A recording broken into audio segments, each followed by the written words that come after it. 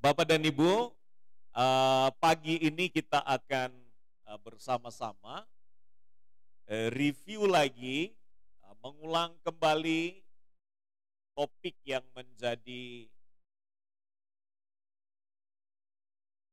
penyampaian renungan atau khotbah di sepanjang semester ini.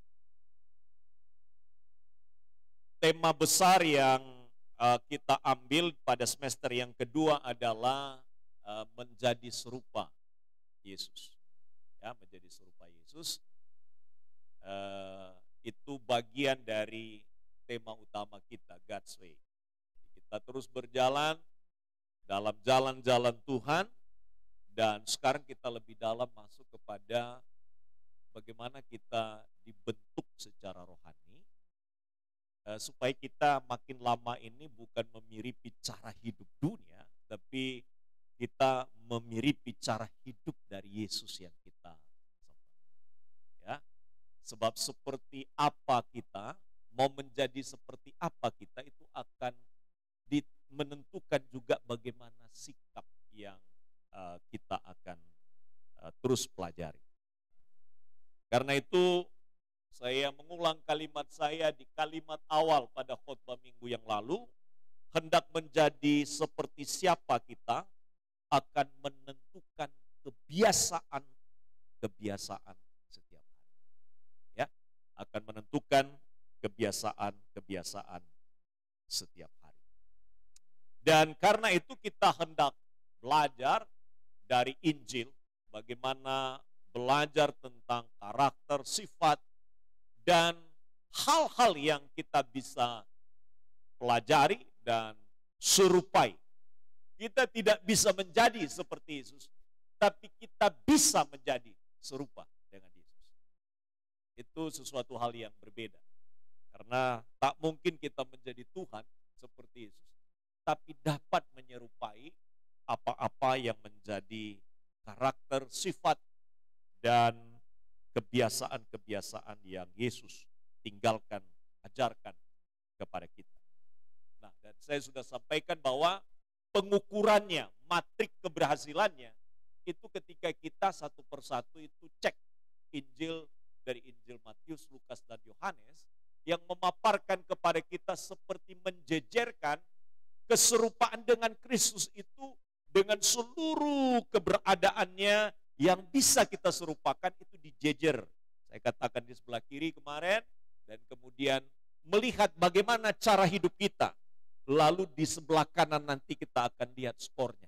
Bagaimana kehidupan kita, ini cocok enggak dengan standarnya, dengan yang kita jalani sekarang, sehingga perubahan hidup orang percaya itu bukan hanya di bibir, tapi perubahan yang terjadi secara mendasar, ya, dari hati dan hidup kita.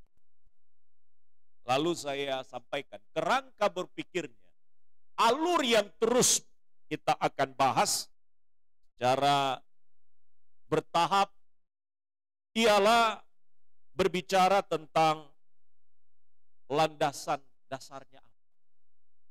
Landasan dasar menjadi serupa dengan Kristus itu ialah yang akan kita bahas pada bagian pertama hari ini. Kerangkanya saya sudah sampaikan pada minggu yang lalu, tapi saya tidak mau menghabiskan waktu untuk menyampaikan itu kepada kita, tapi kita akan mulai dari landasan dasarnya, landasan teologis, landasan dasar Alkitab. Mengapa kita menjadi serupa dengan Yesus? Ada landasan dasarnya. Dan karena itu bagian yang pertama kita akan lihat sebagai subtema yang kita renungkan, yaitu di dalam Kejadian pasalnya yang pertama, ayatnya yang ketiga sampai dengan 5, dengan subtema kedahsyatan Sang Firman dalam penciptaan.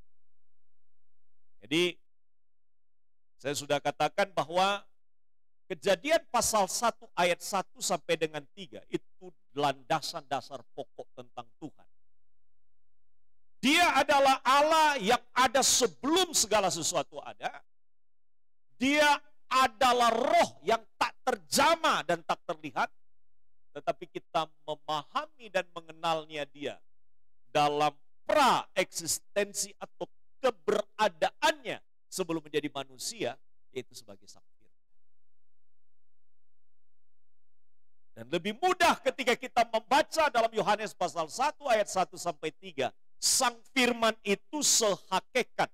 Artinya bicara bahwa Sang Firman itu adalah diri Allah.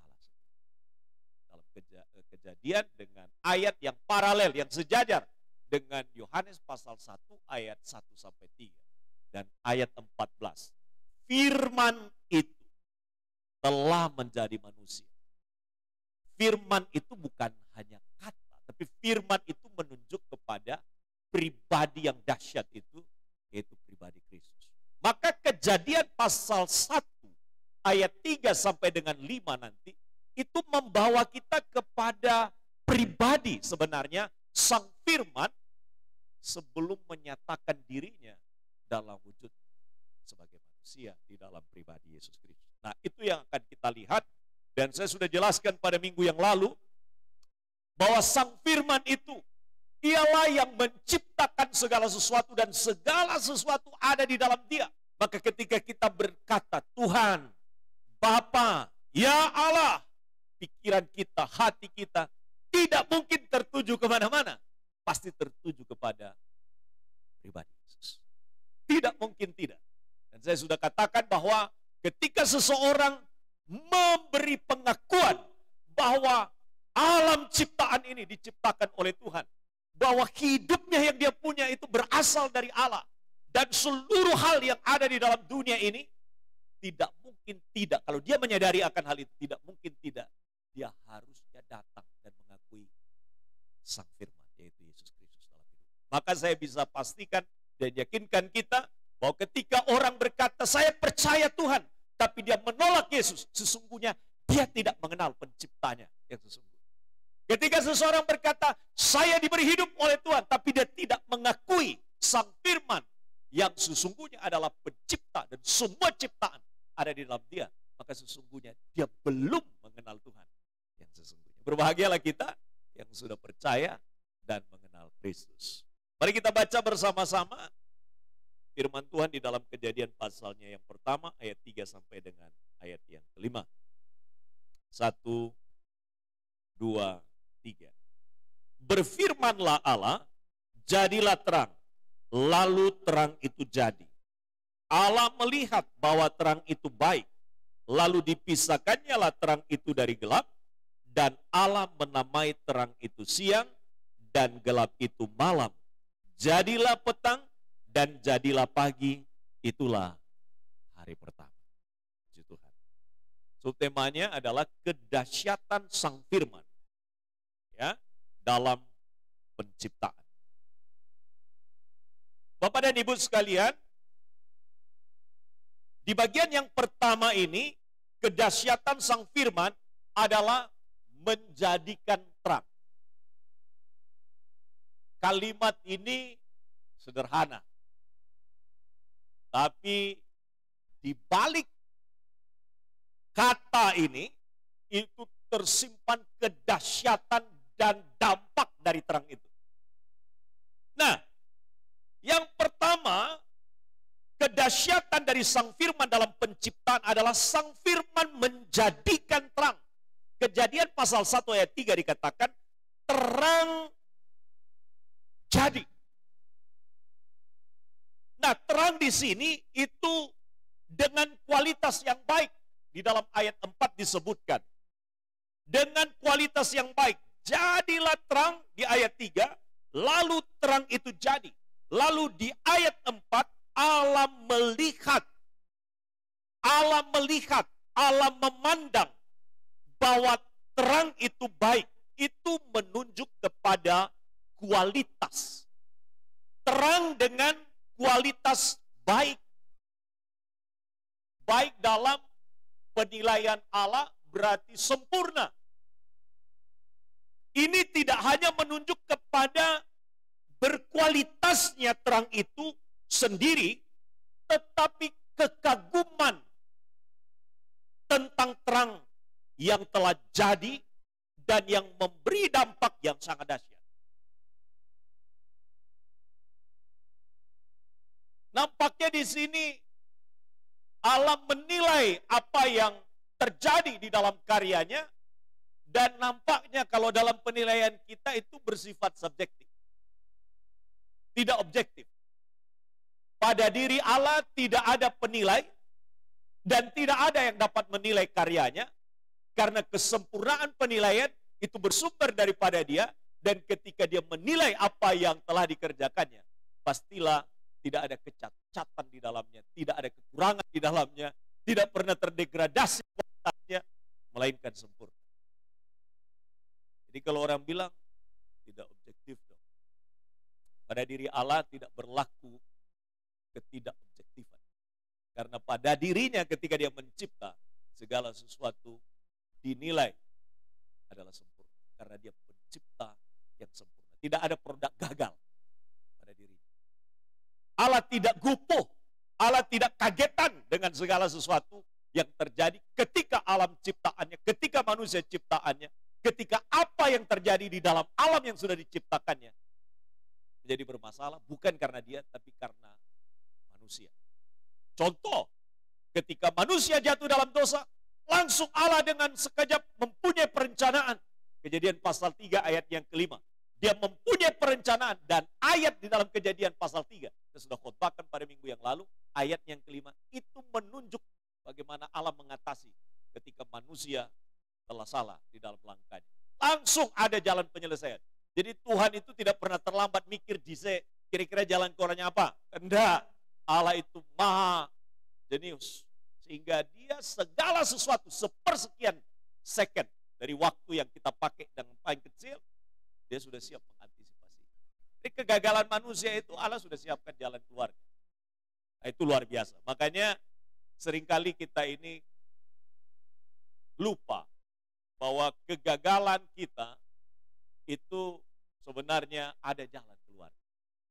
Kegagalan yang pernah terjadi bagi manusia pertama, Adam dan Hawa, tersedia jalan keluarnya. Idenya bukan datang dari Adam dan Hawa, tapi idenya datang dari Tuhan memberi jalan kepada mereka. Dan itulah yang membawa pada akhirnya Allah menyatakan diri dalam inkarnasi dalam Yesus Kristus. Luar biasa. Makanya dalam bagian ini kita lihat Allah mengatakan bahwa terang itu baik. Jangkauan kedahsyatan terang itu menguasai sepanjang siang, sebagaimana ditentukan dalam batas waktu. Dikatakan dipisahkan pada akhirnya. Terang itu menguasai pada rentang waktu tertentu yang disebut dengan siang, dan kemudian dia dipisahkan dari kegelapan. Ada pembatas yang sangat jelas. Kejadian pasal 1 ayat 4 dan 5 dikatakan Allah melihat bahwa terang itu baik. Lalu dipisahkannya terang itu dari gelap, dan Allah menamai terang itu siang dan gelap itu malam. Jadilah petang dan jadilah pagi. Itulah hari yang pertama. Waktu saya lihat bagian ini, apa yang dahsyat di balik karya daripada Sang Firman ini tentang terang. Ternyata terang itu memberi dampak yang luar biasa bagi manusia, bagi makhluk hidup dan alam semesta. Ini harus kita urai. Bapak Ibu, penyebab daripada terang di dalam dunia ini, penyebab dari terang di ruangan ini, penyebab terang di satu sisi kegelapan, itu karena cahaya. Jadi cahaya adalah bagian daripada terang. Nah, Bapak dan Ibu, saya hanya bahas masalah cahaya saja loh. Tidak membahas secara keseluruhan tentang terang itu. Tapi hanya satu bagian dari terang itu, yaitu penyebab terang adalah cahaya. Cahaya adalah energi yang terbentuk dari gelombang elektromagnetik. Ini nanti menjadi dasar munculnya berbagai macam ilmu yang akan menolong kehidupan manusia. Ternyata terang itu memberi dampak bukan hanya pada alam semesta ini, tapi juga memberi dampak bagi kehidupan manusia dalam perkembangan ilmu pengetahuan pada akhirnya dan menolong kehidupan manusia. Saya pada puncaknya nanti akan bicara. Kita tidak hanya bicara tentang terang dari sisi di mana dia dicipta dan bagaimana memberikan dampak kepada alam ini, tapi kita akan sampai nanti pada ujung di mana siapa yang menyebabkannya harusnya menimbulkan kekaguman kita kepada dia. Bapak dan Ibu, penyebab terang adalah cahaya. Cahaya adalah energi yang berbentuk gelombang elektromagnetik yang kasat mata dapat dilihat oleh kita. Sangat nyata, sangat konkret. Makanya ketika kita hidupkan lampu ini, kita bisa melihat cahaya. Ketika kita matikan, kita tidak bisa melihat lagi. Cahaya itu memberikan efek, memberi dampak bagi ruangan ini. Sehingga kita lebih jelas terlihat. Wajahnya lebih jelas terlihat. Ruangan ini lebih jelas terlihat. Ketika dimatikan dan ketika gelap kemudian datang, maka dia tidak dapat memberi efek yang menolong bagi kita. Bapak dan Ibu sekalian, gelombang dari cahaya ini, itu pada ilmu fisika, itu adalah cahaya radiasi. Jadi, cahaya radiasi yang dihantar dalam gelombang elektro. Ya. Dan cahaya adalah sebuah partikel yang akan memberikan juga efek pada pengobatan.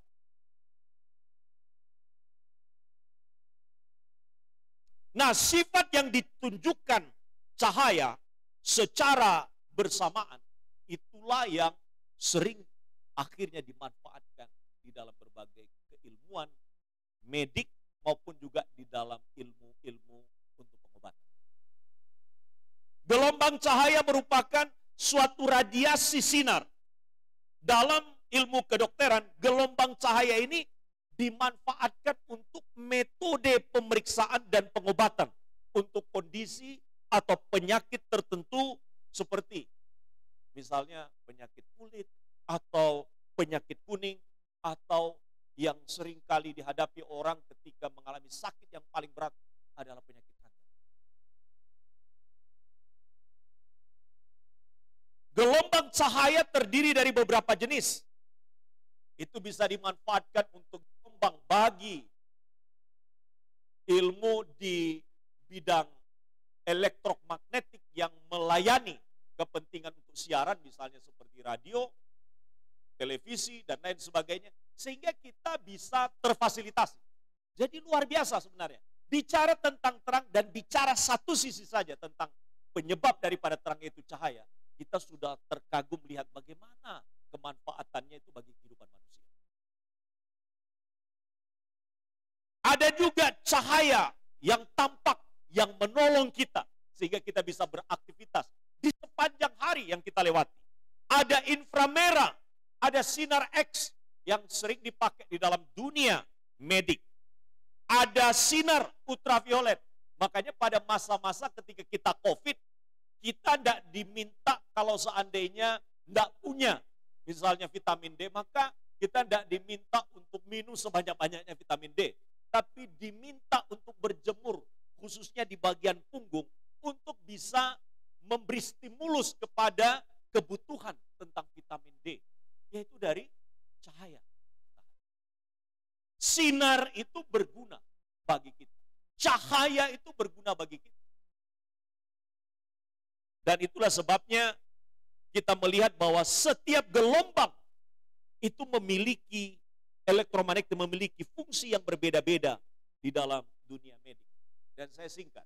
Pertama, mengobati penyakit kulit.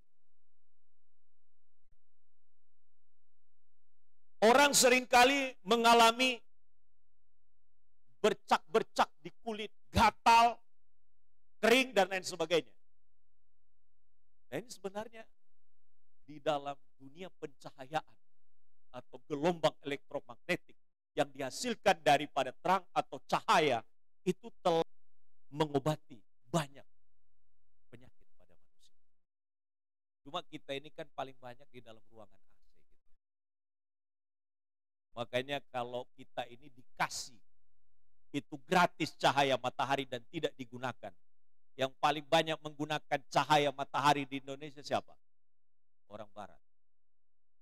Datang dari Eropa sana hanya untuk berjemur di Pantai Kuta. Karena di sana musimnya hanya dapat beberapa jam saja cahaya matahari. Hanya sekian lama di musim tertentu mereka mungkin seperempat atau separuh dari sepanjang tahun tidak mendapatkan matahari. Jadi orang Indonesia jarang memanfaatkan. Malah pada waktu sekarang ini orang lebih banyak berangkat itu kalau bisa itu pakai payung. Itu tidak salah. Tapi lihat orang desa, kenapa orang desa tidak sering bermasalah masalah kulitnya? Karena sering ada di ladang, sering bekerja di ladang, tertempa matahari. Wah, sehat kulit. Kita ini sudah ada di dalam rumah, malah gatal-gatal. Tidak ada masalah. Ya kita lihat ya, ciptaan daripada Tuhan itu ternyata itu bukan hanya sekedar ada, tapi juga memberi efek, memberi dampak secara luar biasa bagi manusia.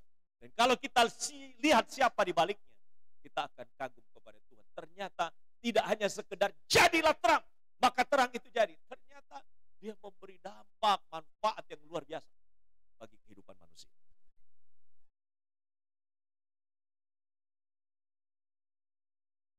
Tapi jangan berjemur di siang hari, nanti gosong. Berjemurlah pada kadar dan waktu yang tepat. Nah, biasanya orang akan berjemur mendapatkan sinar yang bagus itu dan kemanfaatannya menjadi vitamin D itu pada pukul 9 sampai dengan pukul 11. Nah, saya sudah praktekkan karena waktu kena COVID saya itu berminggu-minggu saya berjemur di bawah. Hanya untuk dapatkan vitamin D. Biasa, ternyata Tuhan itu siapkan. Nah, karena itu jangan berjemur di atas jam 11. Nanti saya pastikan Bapak Ibu pasti gosong. Bapak dan Ibu, juga terjadi peradangan dan sinar. Ya, sinar yang dibutuhkan dalam dunia medik dengan memanfaatkan ini. Itu mengatasi peradangan. Makanya Bapak dan Ibu, saya sudah jalani juga itu proses terapi karena sendi-sendi bermasalah. Ya, tulang bagian belakang bermasalah, tulang paha bermasalah, persendian kaki bermasalah. Saya menjalani terapi hampir 1 tahun di rumah sakit RST.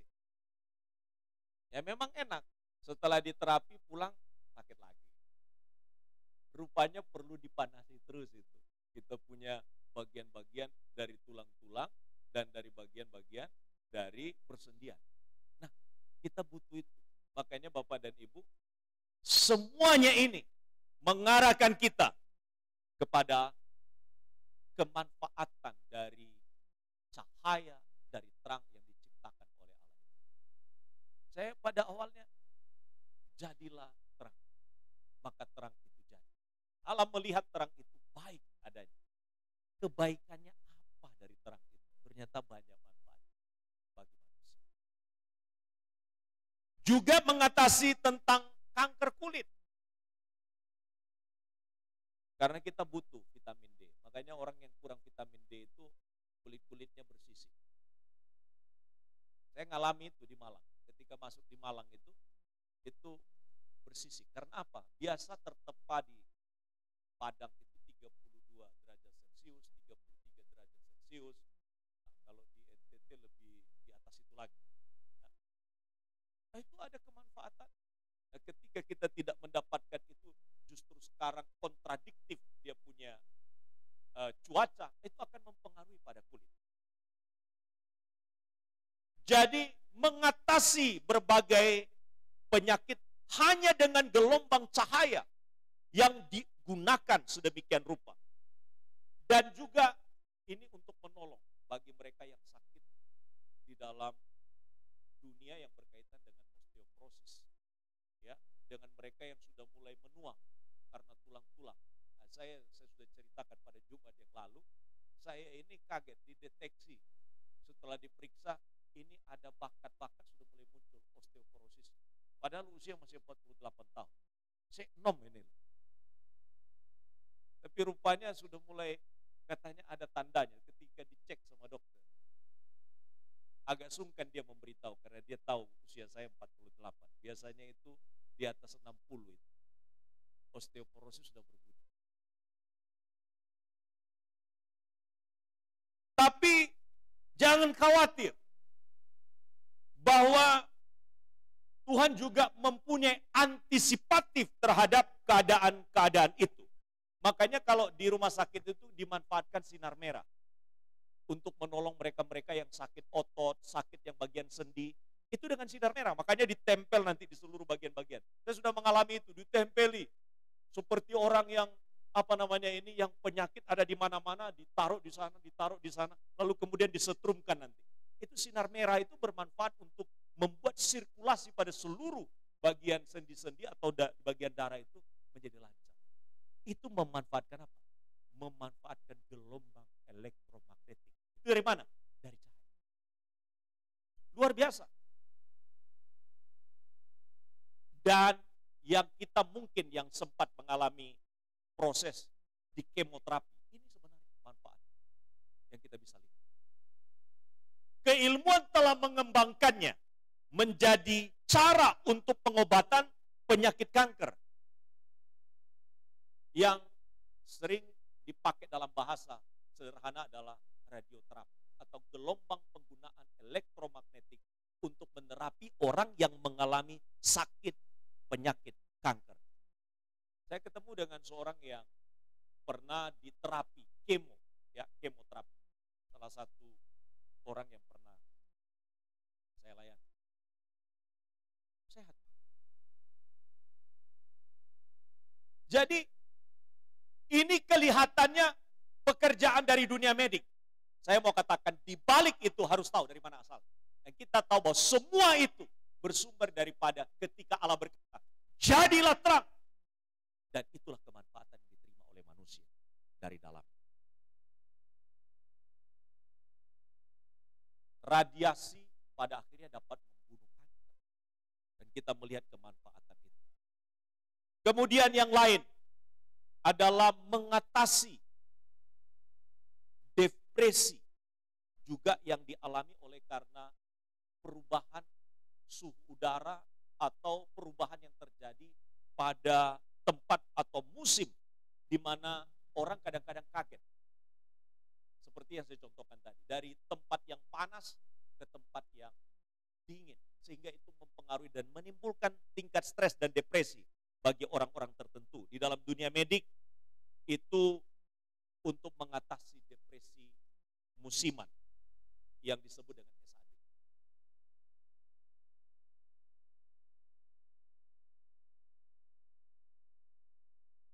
Kenapa terjadi? Karena tubuh kekurangan paparan dari matahari. Sehingga akhirnya mempengaruhi suasana hati, mempengaruhi juga suasana jiwa, mempengaruhi juga energi dalam tubuh, dan juga mempengaruhi akhirnya pada kesehatan tentang pola kita, bagaimana kita bangun, bagaimana kita tidur, dan lain sebagainya. Bapak Ibu, saya paparkan hal ini adalah supaya kita mengetahui bahwa terang yang diciptakan oleh Allah itu bukan sederhana.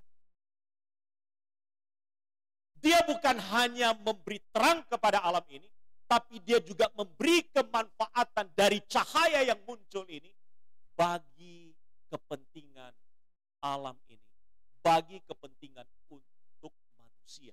Kita tahu bahwa kalau seandainya dedaunan tidak terkena dan tertempa atau kena langsung dari sinar matahari, tidak mungkin kita mendapatkan oksigen yang baik. Dan kita tahu daun-daun yang dihasilkan itu yang ada menghasilkan oksigen bagi kita. Sehingga kita bisa menghirup udara dengan bersih. Nah, kita bersyukur di Kota Malang. Kota Malang ini adalah kota yang bersih udaranya. Jadi kalau anak John memilih untuk kuliah di Kota Malang, dia pasti tambah sehat. Karena Malang itu udaranya bersih. Dari seluruh kota di Indonesia, salah satu udara terbersih itu di Kota Malang. Mengapa? Karena masih ada hutan kota. Mengapa? Karena masih ada penghijauan. Makanya beberapa waktu yang lalu saudara teman-teman yang ada di wilayah Kecamatan Projen ini, ayo lakukan penanaman penghijauan sehingga kita ini menerima efek dan dampak bukan hari ini tapi ke masa depan.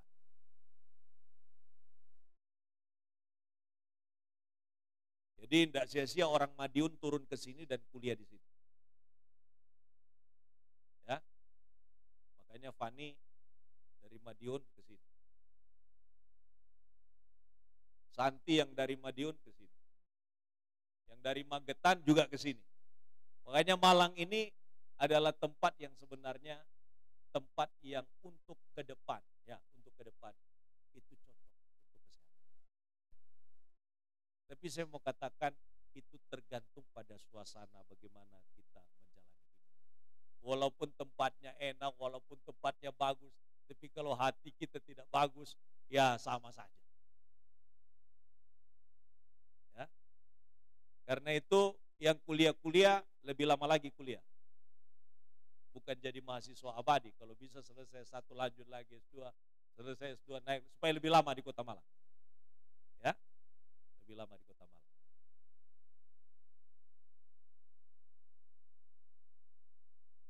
Sekarang saya berpindah. Jika melihat betapa dahsyatnya dampak dari terang atau cahaya tersebut bagi seluruh makhluk, bagi seluruh alam, lebih lagi bagi kita manusia, maka kita sampai kepada satu titik sebenarnya kesadaran. Apa itu? Bahwa penyebab terang itu adalah Sang Firman. Jika dia berkata, jadilah terang, maka terang itu jadi. Harus membawa kita kepada kesadaran, bukan hanya sampai pada titik kita mendapatkan kemanfaatan dari terang itu, dari cahaya yang ada di dalamnya. Tapi membawa kita kepada Kristus, kepada Yesus, yang adalah sumber terang itu sendiri. Dan Alkitab memaparkannya kepada kita, dikatakan bahwa Sang Firman itu, Yesus itu, dalam keberadaannya, Alkitab memberikan penjelasan dan menghubungkan dengan terang. Bukan dalam arti terang cahaya, bukan dalam arti terang dalam kemanfaatan yang diperoleh dalam dunia medik atau dunia pemulihan secara fisik untuk mereka yang sakit, tapi menunjuk kepada Kristus yang adalah terang yang menerangi manusia berdosa yang ada dalam kegelapan, yang di dalamnya tak mungkin manusia bisa hidup dalam terang itu kecuali datang kepada Dia yang adalah sumber terang. Alkitab kita berkata demikian di Yohanes pasal 1 ayat 9 sampai 10. Dimunculkan di full screen. Terang yang sesungguhnya yang menerangi setiap orang sedang datang ke dalam dunia. Ia, maksudnya terang itu, maksudnya adalah Yesus, telah ada di dalam dunia. Dan dunia dijadikan olehnya, tetapi dunia tidak mengenalnya. Jadi di sini tekanannya apa? Bahwa tekanannya Allah yang menciptakan terang itu, sesungguhnya sudah datang ke dalam dunia, dan dunia membutuhkan terang itu, dunia membutuhkan Yesus itu, karena dunia tidak bisa melihat terang dengan jelas, menjalani hidup dengan benar, menjalani hidup dengan tepat dan lurus, kalau mereka tidak kenal Yesus yang adalah sumber terang itu. Maka dia katakan, terang yang sesungguhnya telah datang. Aku sudah datang di dalam dunia, tapi dunia tidak mengenal aku. Itulah sebabnya orang percaya adalah perpanjangan terang Allah. Maka waktu kita bicara menjadi serupa dengan Yesus, ia harus dapat dan menjadi bagian yang menerangi hidup kita, sehingga orang lain di dalam dunia, orang lain di sekitar kita bisa kenal Yesus yang adalah sumber terang itu melalui cara hidup kita yang berjalan di dalam terang. Dunia tidak kenal karena apa? Kaburnya kehidupan orang percaya. Tidak terangnya kehidupan orang percaya. Tidak lurusnya kehidupan orang percaya. Itu yang membuat mereka tidak bisa melihat terang. Karena Kristus seharusnya itu senantiasa ada, terpancar dan dilihat orang dalam hidup kita. Yohanes pasal 8 ayat 12. Maka Yesus berkata pula kepada orang banyak, katanya, akulah terang dunia. Barang siapa mengikut aku, ia tidak akan berjalan dalam kegelapan, melainkan ia akan mempunyai terang hidup. Makanya, mengapa saya katakan kita perlu belajar tentang pribadi Yesus? Karena ketika kita mengikuti dia, maka kita sama dengan mengikuti jejak. Kata murid di dalam Alkitab itu berarti kita mengikuti dan menapaki jalan yang dilewati oleh guru kita. Maka kalau yang kita percayai, dia adalah pencipta terang itu, sumber terang itu, dan datang ke dalam dunia dan berkata, akulah terang dunia, barang siapa mengikut aku, barang siapa mengikut, berarti mengikut itu adalah meyakini dia, mempercayai dia, mengimani dia, dan hidup seperti yang dimaksudkan. Ia dikatakan tidak berjalan dalam kegelapan. Makanya Bapak dan Ibu sekalian, ketika orang percaya masih hidup di dalam kebiasaan-kebiasaan kegelapan, atau kebiasaan-kebiasaan dosa, atau kebiasaan-kebiasaan yang buruk, jangan-jangan kita tidak betul ada Kristus.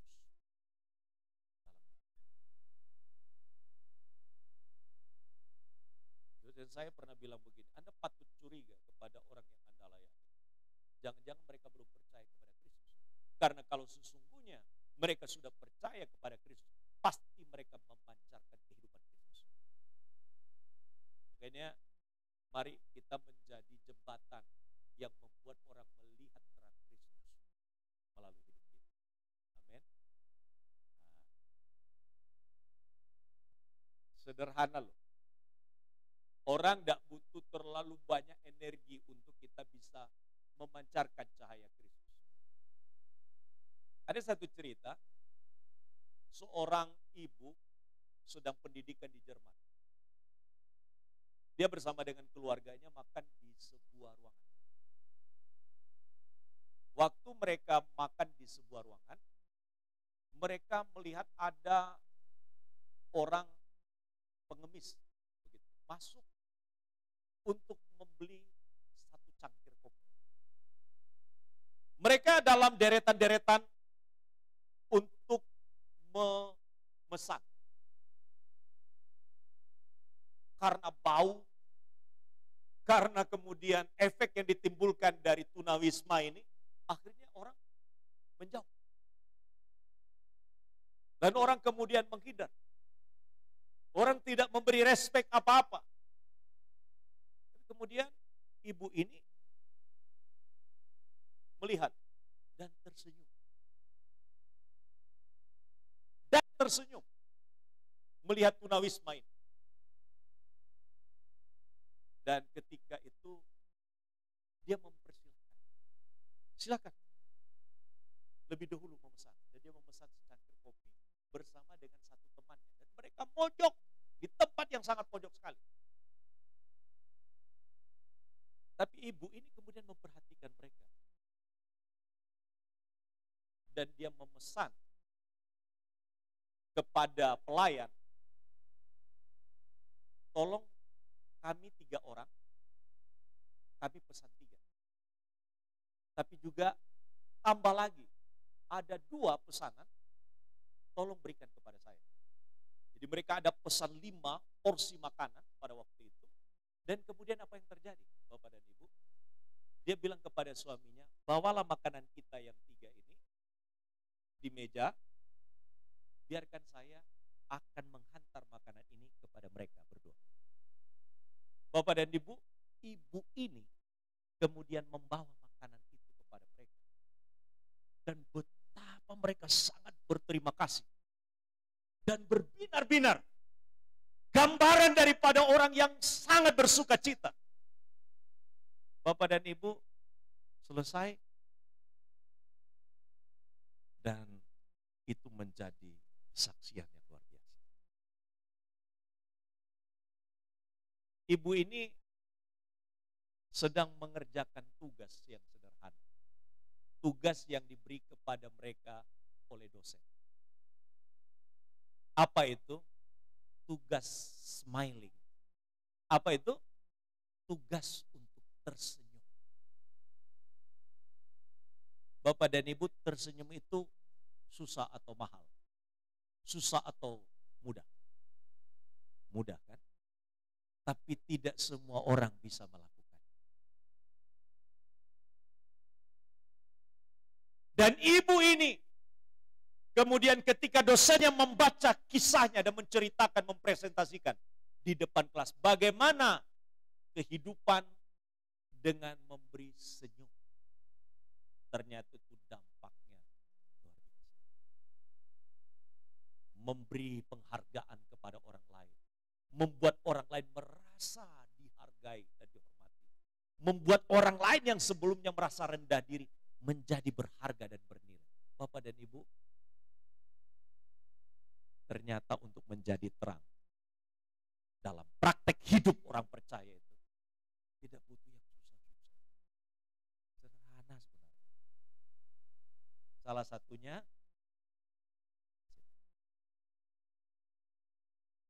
makanya Yesus, ketika Yesus datang, orang berbondong-bondong datang.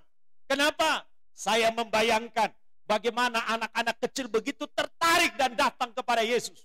Itu berarti Yesus menjadi favoritnya anak-anak. Ada daya tarik yang luar biasa. Bagaimana hidup kita? Hidup kita menjadi daya tarik karena ada terang yang terpancar melalui kehidupan kita. Orang di dalamnya menjadi diberkati. Maka Yesus katakan, barang siapa mengikut aku, ia tidak berjalan dalam kegelapan, melainkan dalam terang. Artinya orang yang berjalan dalam terang itu, dia memberikan efek terang Kristus itu kepada orang lain dalam hidup. Berapa banyak kita lewati 24 jam tanpa senyum?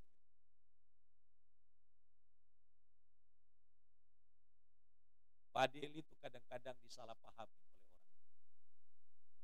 Kalau saya nyapa misalnya Pak Saiful, saya nyapa, senyum saya itu masih tersisa sepersekian menit. Sehingga orang pikir saya nyapa juga yang di belakang. Jadi yang di belakang itu ikut senyum. Senyum bukan dibuat-buat. Senyum itu lahir dari suasana batin dan jiwa. Di mana suasana batin dan jiwa kita itu dihadiri oleh Kristus. Dan di mana Kristus dihadirkan, di situ dikatakan ada damai.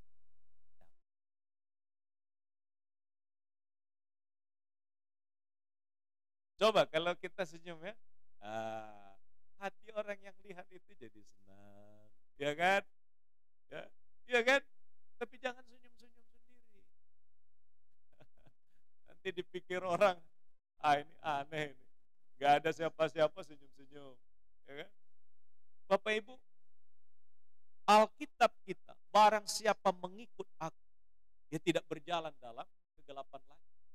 Jadi kehidupannya dibarengi, disinari, dikuasai, itu hidupnya oleh terang Kristus. Maka cara hidupnya menjadi berbeda.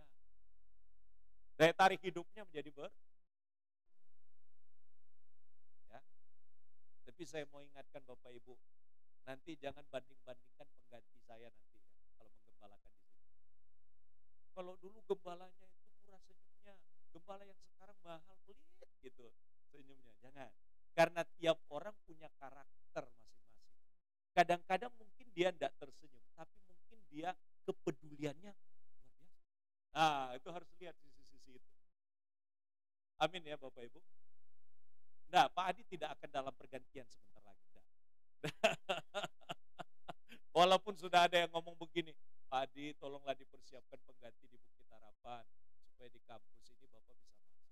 Ini saya kasih bocoran. Tapi saya bilang, salah, ya kan? Saya masih melayani di Bukit Harapan. Ya, makanya yang muda-muda mempersiapkan diri supaya yang bisa diterima dengan baik bisa melanjutkan ke situ, ya. Karena anak-anak saya belum luluh hatinya.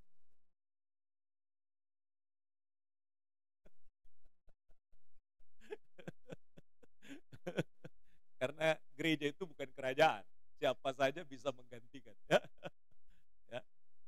Karena itu Bapak dan Ibu sekalian, saya ingin menyampaikan ada dua lagi teks Alkitab sebelum menyelesaikan renungan kita pada pagi hari ini. Yohanes pasal 9 ayat 5 sampai 7.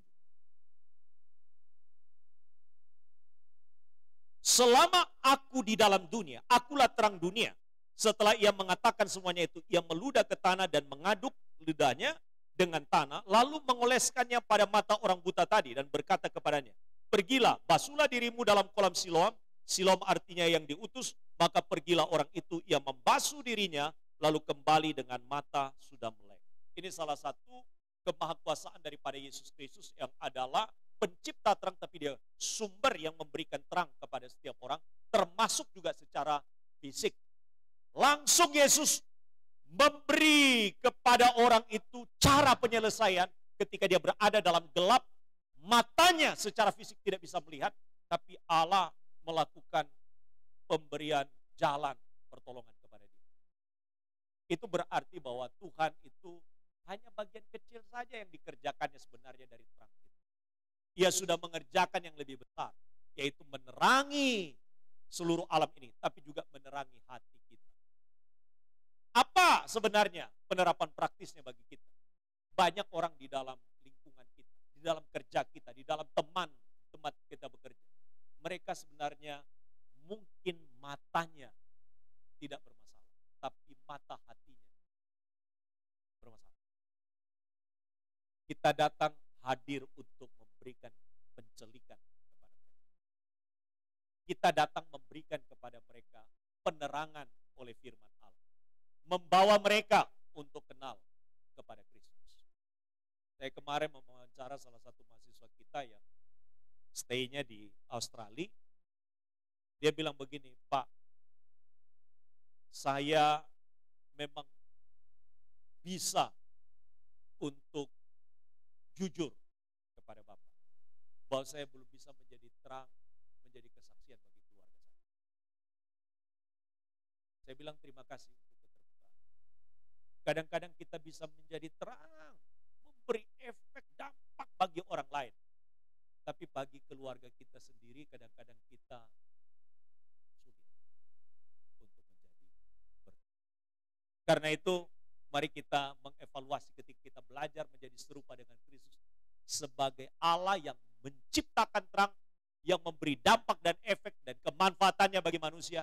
Sama halnya juga dengan kita sebagai orang yang percaya bahwa kita harus memberikan dampak itu pertama kali adalah di lingkungan dalam skop yang lebih kecil, yaitu keluarga kita. Tapi di akhir daripada kesaksian ketika saya mewawancara dia, tapi saya akan berjuang untuk itu, untuk kami bisa dapat membangun sebuah komunikasi yang baik, sehingga kehidupan kami, saya sebagai hamba, sebagai seorang yang sekarang belajar menjadi hamba Tuhan, itu bukan hanya belajar tentang pengetahuan tentang Tuhan, tapi juga belajar bagaimana memperbaiki kehidupan saya untuk menjadi kesaksian pertama kali bagi keluarga saya. Karena itu ketika kita bicara tentang Yesus adalah terang, langsung mendaratkan kepada bagaimana dengan kita? Kita bisakah jadi terang bagi keluarga kita, bagi keluarga besar kita, bagi tempat kerja kita, bagi masyarakat kita? Ayat yang terakhir, Yohanes pasal 12 ayat 46. Yohanes pasal 12 ayat 46. Saya mengundang kita untuk bangkit berdiri bersama-sama. Yohanes pasal 12 ayat 46. Ada di full screen? Oke, baik. Kita baca bersama-sama. 1, 2, 3. Aku telah datang ke dalam dunia sebagai terang, supaya setiap orang yang percaya kepadaku jangan tinggal di dalam kegelapan. Jadi belajar dari ini, kalau kita mengakui Yesus adalah sumber terang dan segala sesuatu dikerjakannya bukan hanya menerangi secara fisik, tapi juga pada mata batin kita, maka seharusnya kehidupan kita bersih dari hidup-hidup yang penuh dengan kegelapan. Kiranya kita sekalian makin hari makin terang, bukan hanya penglihatannya, tapi hati kita makin diterangi Kristus. Hidup kita, seluruh lini hidup kita diterangi oleh Kristus, sehingga hidup kita benar-benar